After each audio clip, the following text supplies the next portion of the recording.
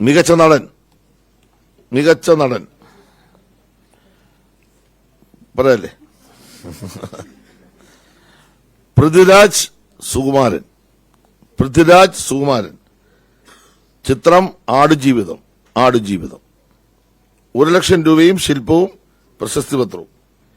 ജീവിതത്തിന്റെ പരീക്ഷണഘട്ടങ്ങളിൽ പെട്ടുപോയ ഒരു മനുഷ്യന്റെ അതിജീവനത്വരയും നിസ്സഹായതയും അതിനുശേഷമുള്ള ശരീരഭാഷയും തന്മയത്വത്തോടെ അവതരിപ്പിച്ച പ്രകടന മികവിന്.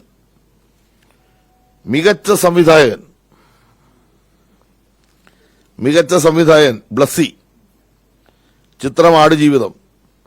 2,00,000 രൂപയും ശില്പവും പ്രശസ്തിപത്രവും. മികച്ച സംവിധായകൻ ബ്ലസ്സി. ചിത്രം ആടുജീവിതം. പ്രവാസ ജീവിതത്തിന്റെ അറിയപ്പെടാത്ത പുറങ്ങളെ സാങ്കേതിക മികവോടെയും സൌന്ദര്യപരമായ കൃത്യതയോടെയും ആവിഷ്കരിച്ച സംവിധാന മികവിന്. മികച്ച രണ്ടാമത്തെ ചിത്രം ഇരട്ട. സംവിധായകൻ രോഹിത് എം ജി കൃഷ്ണൻ. നിർമ്മാതാവ് ജോജു ജോർജ്. അപ്പു പാത്തു പപ്പു പ്രൊഡക്ഷൻസ് ഹൌസ്. നിർമ്മാതാവിന് 1,00,000 രൂപയും ശില്പവും പ്രശസ്തിപത്രവും. സംവിധായകൻ 1,00,000 രൂപയും ശില്പവും പ്രശസ്തിപത്രവും. ദുരിതപൂർണമായ ബാല്യത്തെയും കുറ്റബോധത്തെയും മനഃശാസ്ത്രപരമായി സമീപിച്ചുകൊണ്ട് തികഞ്ഞ കൈയൊതുക്കത്തോടെയും ഘടനാപരമായ ദൃഢതയോടെയും ഉദ്വേഗജനകമായ പ്രമേയത്തിന്റെ ആഖ്യാനം നിർവഹിച്ചത്.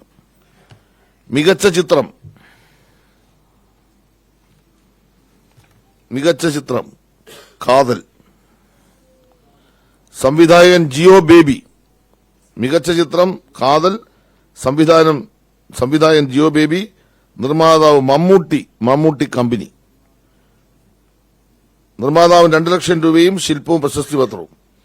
സംവിധായകൻ 2,00,000 രൂപയും ശില്പവും പ്രശസ്തിപത്രവും.